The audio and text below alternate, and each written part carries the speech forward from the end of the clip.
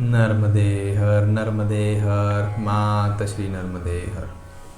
श्रीधाम नाद ब्रह्म सेवाश्रम के इष्ट देवता श्री दत्तात्रेय भगवान, माँ भगवती राज राजेश्वरी त्रिपुर सुंदरी, माँ नर्मदा मैया जी के श्री चरणों में कोटि कोटि वंदन, कोटि कोटि नमन करते हुए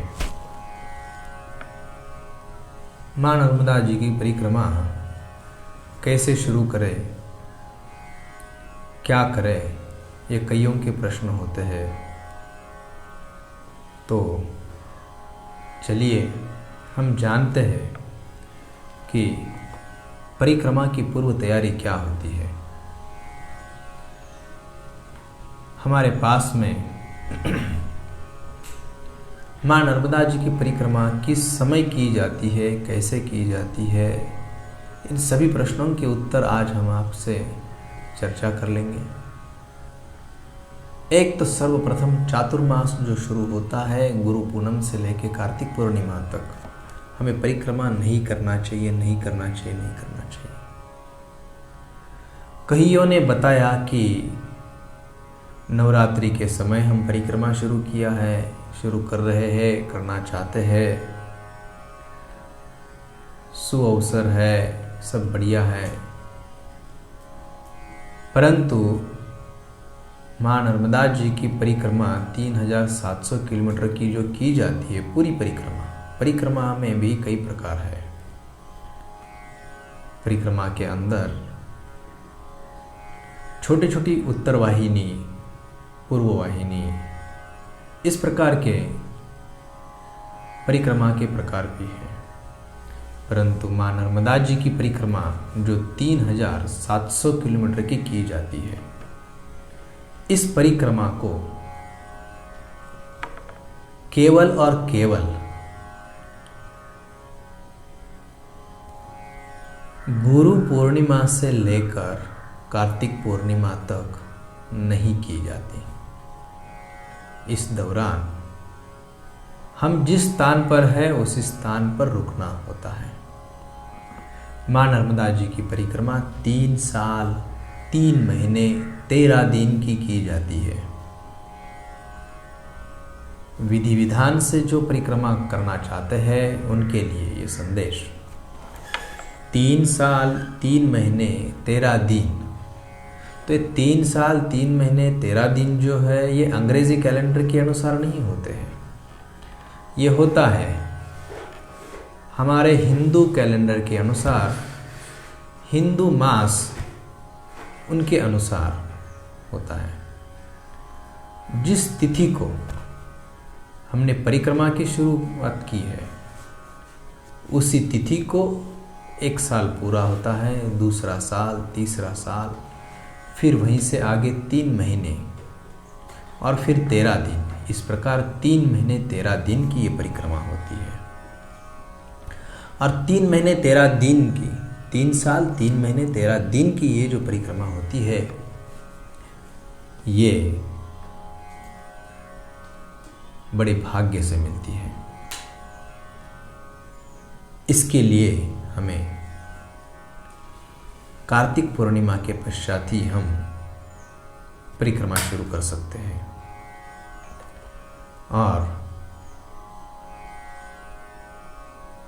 परिक्रमा शुरू करने के लिए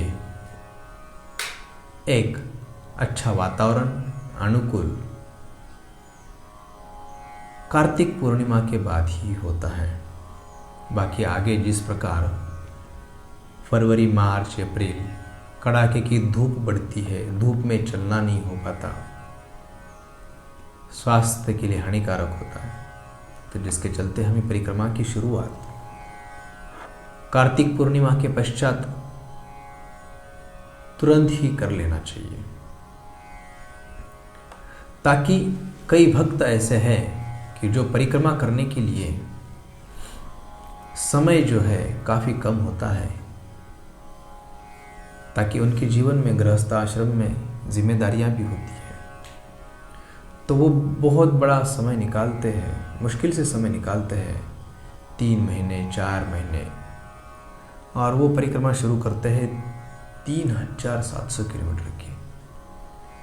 तो इसमें 3700 किलोमीटर चलना 3 महीने में, 4 महीने में बड़ा कठिन होता है। दिन का 40 किलोमीटर, 50 किलोमीटर, 30, 35, 40 ऐसे चलना होता है, तब जाके 4 महीने में ये परिक्रमा पूरी होती है। 3 महीने में करना हो तो हमें कम से कम दिन में 50, 40 इस प्रकार चलना होता है। तो हर दिन इतना चलने के लिए हमारे पास कम से कम वजन हो, पीठ के ऊपर एक बैग लटकाई हुई हो जिसके अंदर हमारा केवल एक ड्रेस हो, एक धोती और एक कुर्ता। जो हमने पहना हुआ है वो तो है ही, और दूसरा हमारे बैग में है ताकि ये धोने के बाद उसको पहन सके। इस प्रकार बस हमारे पास केवल 2 धोती और 2 कुर्ता, एक गमछा स्नान के बाद पोंछने के लिए, साथ में एक छोटी सी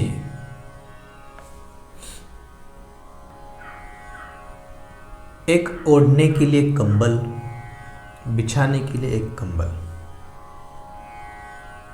कपड़े में हमने बता दिया 2 कुर्ता, 2 धोती, एक गमछा और साथ में ओढ़ना बिछाना। इसके अलावा हमारे पास धूप के लिए बचाव के लिए एक रुमाल हो, या ठंड हो तो कान टोपी हो। बाकी और वज़न आप साथ में नहीं ले पा सकते, ताकि वज़न इतना हो जाएगा तो आप इतना चल नहीं पाओगे। साथ में हम घर से निकलते हैं, आश्रम से निकलते हैं, तो हमारे साथ में जो सामग्री लेना है वो हम आपको बता रहे हैं। अभी तक बैग में जितना बैठता है उतना तो हमने बता दिया। इसके अलावा और भी जो सामग्री होती है जो हमारे हाथ में होती है, तो हाथ में क्या होता है, वो होता है इस प्रकार का एक व्यासदंड जो हमें चलने के लिए साथ देता है। तो ये इस प्रकार का व्यासदंड हमारे साथ में हो, एक जो हमें चलने में सुविधा हो। ऊंचाई करीब करीब हमारे से 3.5 फीट, 4 फीट हमारी ऊंचाई से कंधे तक, आंखों तक, इस लेवल तक का व्यासदंड होना चाहिए। और घर से ही इस प्रकार की एक छोटी सी बोतल साथ में ले चलो तो अच्छी बात है, नहीं है तो वहाँ पर भी मिल जाती है। ओंकारेश्वर में पहुँचने के पश्चात वहाँ पर यही बोतल आपको 20 रुपये में खरीदनी होगी। तो उसके अपेक्षा हम हमारी मैया को जिसमें भरना चाहते हैं वो एक साधन हम हमारे साथ में पूर्व तैयारी से ही चले। इनको ओढ़ने के लिए अच्छी सी एक चुनर हो, इनको बिछाने के लिए एक आसन हो। हर दिन हम उनकी आरती करेंगे। कपूर की आरती करना चाहते हो तो कपूर की डिब्बी हो, और अगर हम घी के बत्तियों वाली आरती करना चाहते हो तो उसके लिए एक छोटा दीपक, माचिस, वो फूलवातियाँ जो घी में डुबाई हो, वो एक अच्छा सा डब्बा, पूजा सामग्री की एक थैली अलग सी जो हमारे पीठ वाले बैग में ही आ जाए, उसी में रखना है। और साथ में हम चलते समय हमें प्यास लगेगी तो उसके लिए इस प्रकार का एक कमंडल भी हो, जो हम एक हाथ में कमंडल पकड़ लें और दूसरे हाथ में हम व्यासदंड पकड़ लें। इस प्रकार हम पकड़ के परिक्रमा के लिए चल सके। एक हाथ में कमंडल, एक हाथ में व्यासदंड, और पीठ पे बैग हो और सिर पे कपड़ा बांध दिया। धोती कुर्ता हमने पहना हुआ है। जो हमारा वस्त्र हो वो कॉटन का हो और सफ़ेद कलर। तो ये बहुत आवश्यक है इस बात को, जो हम साथ में लेके चले। अब हम साथ में चलते समय कईयों की इच्छा होती है कि हमारे पैरों में जूते पहनना है, कि चप्पल पहनना है, कि सैंडल पहनना है। हम परिक्रमा किए उस समय हमारे अनुभव है कि लोग बोलते हैं चप्पल पहनोगे तो अच्छा रहेगा, सैंडल पहनोगे अच्छा रहेगा, जूते पहनने से अंदर फोड़े हो जाते हैं। तो हमने जब परिक्रमा की थी उस समय हमारे साथ में कई गुरु भाई भी थे, तो जिनके पैरों में चप्पल भी थे और सैंडल भी थे और जूते भी थे। तो ऐसा नहीं है कि फोड़े जो है वो चप्पल, जूते या फिर सैंडल से आते हैं। जिनको जो उचित लगता है, जिनको जो सूट होता है चलने के लिए, जरूरी नहीं है कि किसी को चप्पल सूट होती है तो सबने चप्पल ही पहनना चाहिए। किसी एक को जूता अच्छा लगा तो सबने जूता ही पहनना चाहिए, नहीं। हमें सर्वप्रथम जो साधन, चप्पल हो, जूता हो, सैंडल हो, वो इस प्रकार मजबूत हो, वो 2 लेयर का आता है।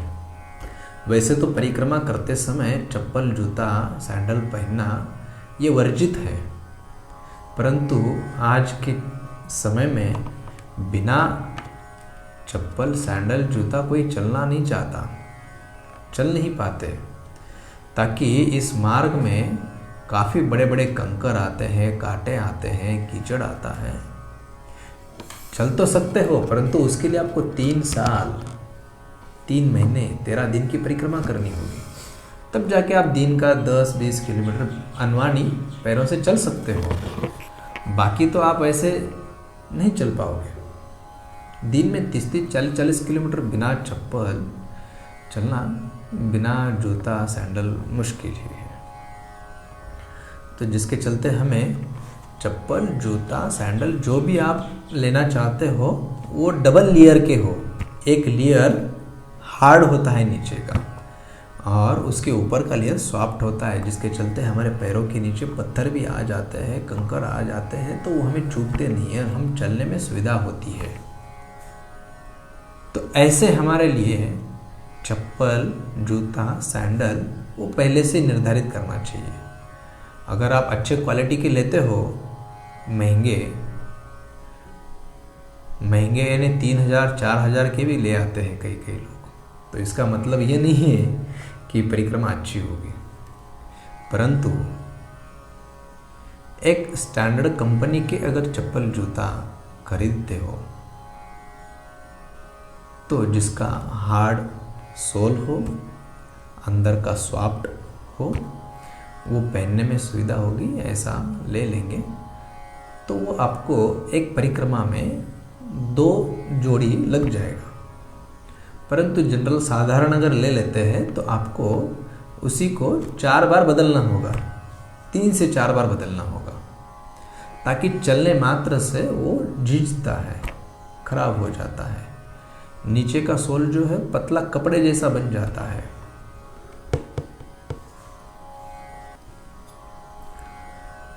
हमने ऐसे भी कई लोग देखे हैं जिन्होंने 4,000-3,000 का जूता लेके आ गए, संकल्प करने के लिए मैया के किनारे पे बैठ गए और संकल्प करते समय चप्पल, जूता दूर छोड़ना होता है। तो ऐसे ही वो उन्होंने दूर कहीं छोड़ दिया और यहाँ पर बैठ गए, और जैसे उनका संकल्प वगैरह पूरा ले लिया कि मैं परिक्रमा कर रहा हूँ, हाथ में जल ले लिया, सब विधि विधान से भू देवता से उन्होंने संकल्प ले लिया, और संकल्प लेने के पश्चात वो जब परिक्रमा के लिए मार्गस्थ होना ही है तो उसी समय उनको पता चल गया कि उनका जूता जो है कोई उठा के ले गया है। उन्होंने उसी समय वहाँ पर परिक्रमा जाना कैंसिल कर दिया। तो देख लो, उनकी परिक्रमा का भाव जो था वो मैया के भरोसे नहीं आए थे, वो जूते के भरोसे परिक्रमा के लिए आए थे। तो हमें इस बात का ध्यान जरूर रखना चाहिए कि हम कोई किसी व्यक्ति के कहने पे या चप्पल, जूता किसी के सहारे नहीं रहना है। हम माँ नर्मदा मैया जी के परिक्रमा के लिए अगर निकल पड़े हैं तो हमें सर्वप्रथम हमारी श्रद्धा, हमारी भक्ति इतनी अगाढ़ हो, प्रगाढ़ हो कि हम माँ नर्मदा मैया जी के भरोसे ही चलें। भले ही हमारे पास चप्पल नहीं हो, जूता नहीं हो, बैग नहीं हो, कपड़ा नहीं हो, अगर मन में ठान लिया है कि माँ नर्मदा मैया जी की परिक्रमा हमें करना है तो निकल पड़े। वो सब व्यवस्था जो है माँ नर्मदा जी कर देती है। और जिनको विश्वास नहीं है वो करके देख लें, उनको मिल जाएगा। इसमें माँ नर्मदा जी परीक्षा भी लेगी आपकी। क्यों? आप परीक्षा लेना चाह रहे हैं ना मैया जी की, कि मैया जी व्यवस्था करेगी तो मैया व्यवस्था कैसे करेगी? तो वो सहज में थोड़ी करेगी, माँ भी आपकी परीक्षा लेगी। और आपकी अगर दृढ़ता है तभी इस दौरान माँ भी आपको देखेगी कि आपकी श्रद्धा भक्ति माँ नर्मदा मैया जी के प्रति है, कि आप वो देखने के लिए आए हो। कहीं ऐसा नहीं हो कि संकल्प लिया और चप्पल जूता चोरी हो गया इसलिए मन दुखी कर लिया। मन स्वस्थ रहे, तन तंदुरुस्त रहे और उस आत्म तत्व का, आत्मा का अनुभव करने के लिए ये नर्मदा मैया की परिक्रमा है। तो इसलिए सर्वप्रथम हमें जो चप्पल जूता सैंडल आदि जो हमने निर्धारित किया है उसको पहनकर हमें परिक्रमा को निकलने से पूर्व हर दिन जितना हम चलना चाहते हैं, तो शुरू के दिनों में 5 किलोमीटर, 10 किलोमीटर, 15 किलोमीटर, 20 किलोमीटर ऐसे करते करते करते करते हमें जितना चलना है उतना चलने का अभ्यास शुरू से जिस स्थान से हम निकलना चाहते हैं उसके पहले ही करें। और जब हमारा अभ्यास हो गया कि हमारा चप्पल जूता सैंडल हमें सूट हो चुका है, फिर पीठ पर बैग लगा लो, हाथ में कमंडल लो, व्यासदंड लो और जहाँ आप रहते हो वहीं से उतना किलोमीटर चल के देख लो। समझ लो आप 30 किलोमीटर चलना चाहते हो तो 15 किलोमीटर जाइए और 15 किलोमीटर वापस आइए। तो आपका अभ्यास हो गया कि आपको 30 किलोमीटर चलना है। फिर आप परिक्रमा के दौरान निकलने के पश्चात आपको तकलीफ नहीं होगी, नहीं तो आपका समय जाएगा। ताकि चलते समय आपको जो तकलीफ होती है, फोड़े आएंगे, चप्पल जूता सेट नहीं हो रहा है आदि, आपको जो भी तकलीफ़ें हो रही है तो वो तकलीफ़ें नहीं हो,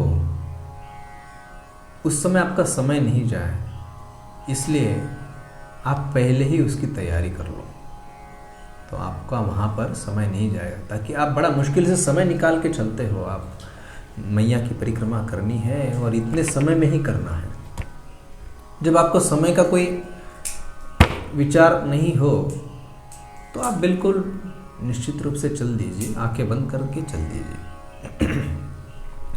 परंतु वही आपके पास समय की कमी है तो इन सब तैयारी के पूर्व तैयारी से ही आप चल दो तो आपका समय बचेगा। ये सब आपको बताने के पीछे जो उद्देश्य है वो यही है कि आपका समय जो है वो व्यर्थ नहीं जाए। ताकि ये अंतरंग साधना है, बाह्यरंग साधना नहीं है। परिक्रमा के दौरान चलते समय हमें कैसे चलना, क्या चलना, इस विषय में भी हम आपको जानकारी देंगे इसके अगले वीडियो में। हम आपको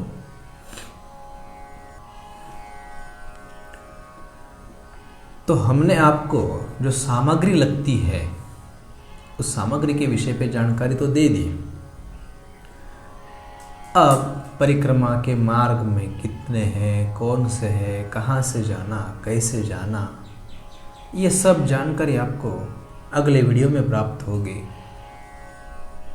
और भी आपको परिक्रमा को अपने आश्रम से निकलना हो तो गुरु की आज्ञा से ही निकलना, घर से निकलना हो तो माता पिता भाई बहन, कम से कम माता पिता की तो आज्ञा हो तभी परिक्रमा के लिए निकले। तत्पश्चात शादी विवाह अगर हुआ हो तो पत्नी की भी अनुमति होना चाहिए। तो इन सब की अनुमति लेकर ही परिक्रमा के लिए आगे निकल सकते हो। अब हमने आपको यहाँ तक तो बता दिया कि आपकी पूर्व तैयारी क्या है, क्या करना चाहिए, कैसे करना चाहिए और परिक्रमा के लिए कैसे निकलना। परंतु इसके लिए सर्वप्रथम भावो ही भगवान है, भावो ही भगवान है। तो हमारे अंदर वो भाव जगना चाहिए, वो भाव होना चाहिए एक माँ और एक पुत्र का। जब तक माँ और पुत्र का भाव निर्माण नहीं होता, तो आप परिक्रमा में जाने के बाद भी आपको इसी प्रकार लोगों का व्यवहार देखने के लिए मिलेगा। आप जो व्यवहार कर रहे हैं उसके लिए आपके मन में एक संकोच निर्माण होगा। अरे रे, हमारे से कहीं तो भूल तो नहीं हो रही है, हमारे से कहीं गलत तो नहीं हो रहा है। ताकि इस परिक्रमा के मार्ग में आपकी पल पल, क्षण क्षण, पग पग पर माँ का अपने बेटे पे ध्यान होता है। तो इसलिए सर्वप्रथम हमारे हृदय में एक माँ के प्रति और माँ पुत्र के प्रति जो भाव होता है, पुत्र का माँ के प्रति जो भाव होता है, वो भाव बनाकर ही परिक्रमा के लिए निकले। नर्मदे हर। और आपको परिक्रमा के विषय में जो भी जानकारी चाहते हो, वो जानकारी प्राप्त करने के लिए श्रीधाम आश्रम नाम से YouTube चैनल है। इस YouTube चैनल को सब्सक्राइब करना, ये सब्सक्राइब करने से आपको माँ नर्मदा मैया जी की परिक्रमा के मार्ग तथा परिक्रमा के विषय में आपको अन्य जानकारी भी मिलेगी। इसके अलावा अन्य तिथियाँ जो आती है, त्योहार आते हैं, अन्य तीर्थ क्षेत्र जो हैं, उनकी जानकारी भी आपको इस YouTube चैनल के माध्यम से प्राप्त होती रहेगी। और लोगों को भी आप इस YouTube चैनल की लिंक शेयर कर सकते हो। ये एक सेवा है। आपको माँ नर्मदा मैया की एक सेवा प्राप्त हुई है कि जो नए परिक्रमावासी परिक्रमा करना चाहते हैं या जिन्होंने पहले परिक्रमा की है, उनको तो अनुभव आ चुके हैं, परंतु कुछ बातें ज्ञात नहीं हैं, तथा परिक्रमा मार्गस्थ में जो जो तीर्थ क्षेत्र आते हैं वहाँ पर जाकर उनसे प्रार्थना करना, उनका पूजन करना, उनकी कृपा आशीर्वाद प्राप्त करना, ये उसी से प्राप्त होगा। ये सब आपको इस YouTube चैनल के माध्यम से आपको मिल जाएगा। ये एक बहुत ही सुंदर ऐसी सेवा है। इस सेवा में आपको भी आनंद आएगा। आप करके देख लो। आपके हृदय में अंतर आत्मा का आभास होकर आपकी अंतरंग यात्रा के लिए ये एक निमित्त बन जाएगा और आप इस चैनल को ज़्यादा से ज़्यादा लोगों तक पहुंचाकर इसे सब्सक्राइब करना और शेयर करना ना भूलें। नर्मदे हर, नर्मदे हर, नर्मदे हर। माता श्री नर्मदे हर।